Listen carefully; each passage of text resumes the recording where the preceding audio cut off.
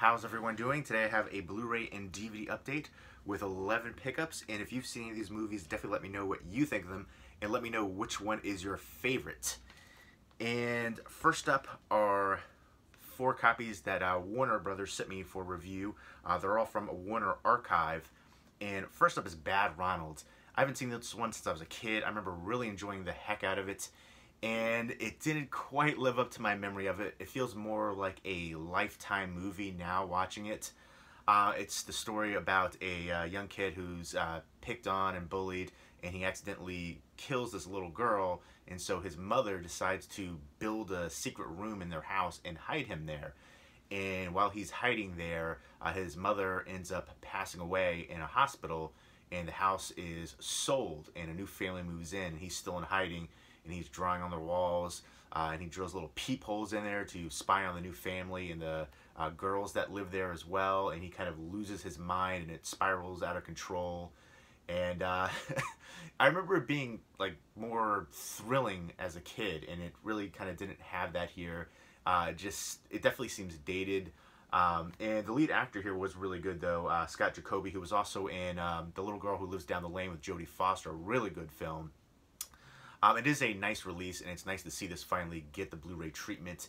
I still think it is an enjoyable TV movie, one of the better ones of this time period, but it doesn't quite live up to the memory that I had as a kid. I remember it being more in the horror realm, and it's certainly not. It's more drama with very little thrills. Again, it feels kind of like almost like a Lifetime movie, but I still think it is enjoyable overall, and a good transfer for it as well. And I believe that Warner Archive is doing just a great job with their releases as far as the films they choose, the transfers. They have some great horror titles. Hidden is another one that I think is really underrated. Night School as well. Texas Chainsaw Massacre 3. A ton of great ones that they've released, especially for horror and cult fans. But they're putting out a whole wide array of films. Bad Ronald is up there on the list, and if you are a fan, you'll definitely appreciate this release, although it doesn't have any special features. That's one of the things, really my only criticism for Warner Archive is they're light on the special features for most of the time. But great job with the title selection and transfers. Next up is one I haven't seen. It's Big Wednesday, and this stars Jan Michael Vincent, William Katt, and Gary Busey. And this is directed by John Mills, who is a phenomenal writer, director. He wrote Apocalypse Now, and he wrote and directed Conan the Barbarian, Red Dawn. He's written a ton of great films, very talented. And I guess this is set in California, and they're just... I guess the time period is 1962 to 1974, chronicling the friendship of these 3 surfing buddies right here, and just the transition of their lives. This sounds very interesting. I'm definitely looking forward to checking it out. The cover is very cheesy, but again, it looks like it's in capable hands as far as the director, and I do like the cast right there, so I'm looking forward to checking this one out. Looks like there's going to be some good shots of the beach and the ocean, and some good surfing as well, so looking forward to it. And again, I think the cast is one of the things that sold me on wanting to check this one out. This is one that I actually requested. This is one I never even heard of before, but I had a chance to interview William Katt, and actually I have to find that interview. I don't think I ever actually uploaded it because it was on like an external hard drive, and when I was moving I misplaced it, but now I think I have like all my external hard drives. I have like 4 of them, so I got to go through there and find that. That was a really cool interview for me. So yeah, and Gary Busey, Jan Michael Vincent. So looking forward to it. Next up is Supergirl, which is super dated. It's like a period piece now. Set in 1984. It is just oozing 80s goodness, cheesiness. I really love the cast here. You've got Helen Slater, who's the lead. I really liked her Legend of Billie Jean. Faye Dunaway is the evil Selena. Supergirl has to stop Selena by, stopping her before she enslaves all of Earth. And you also have Mia Farrow's in here, and Peter O'Toole as he was the character of Zatar, who's kind of like guiding her. They show him the beginning and then the end. But yeah, it is cheesy, ridiculous.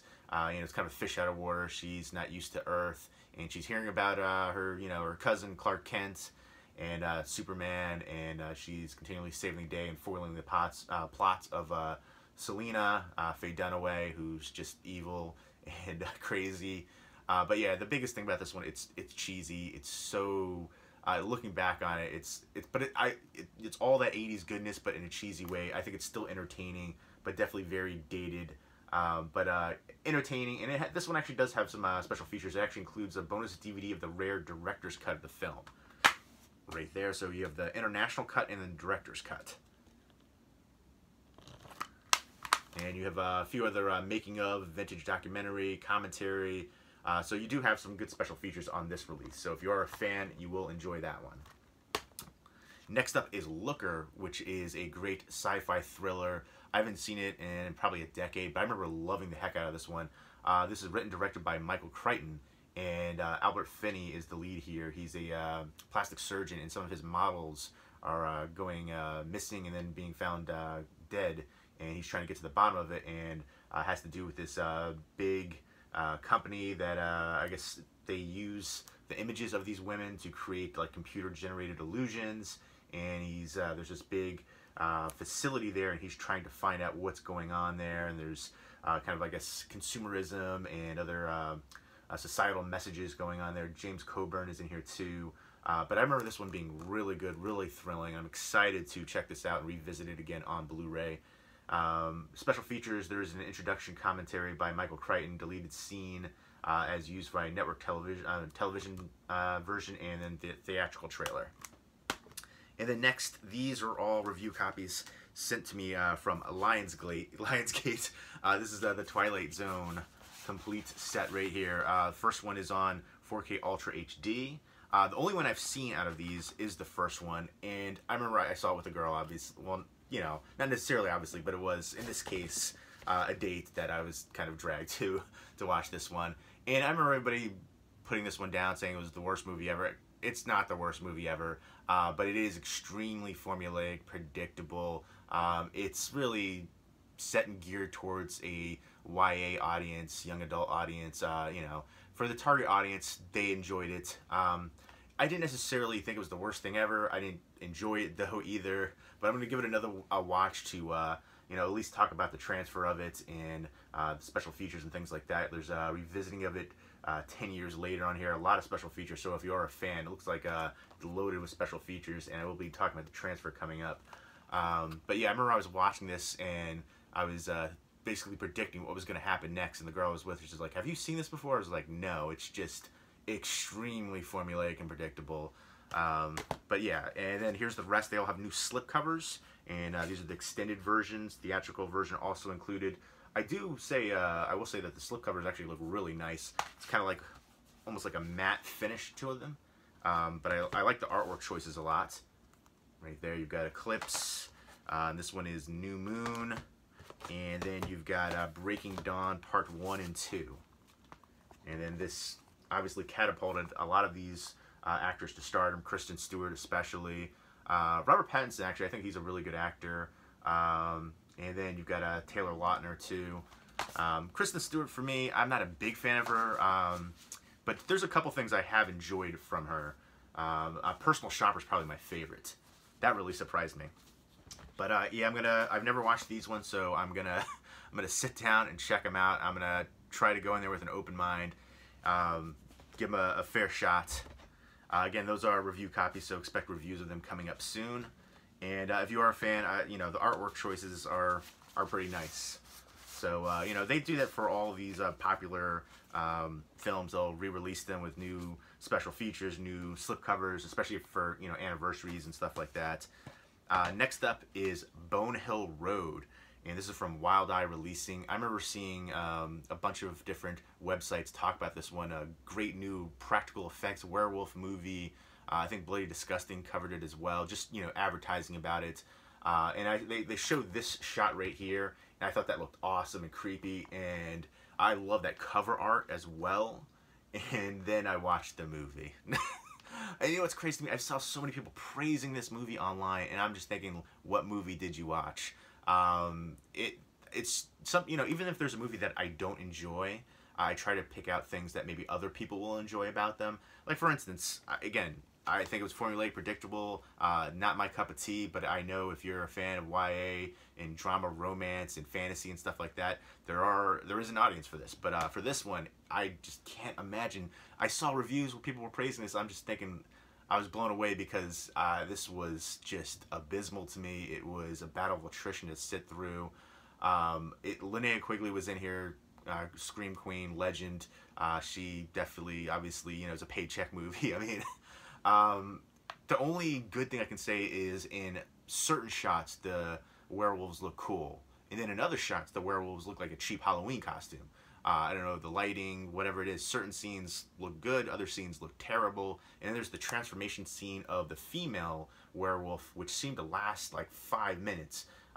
Was a little too long, and then the look of the female werewolf, it didn't work for me personally.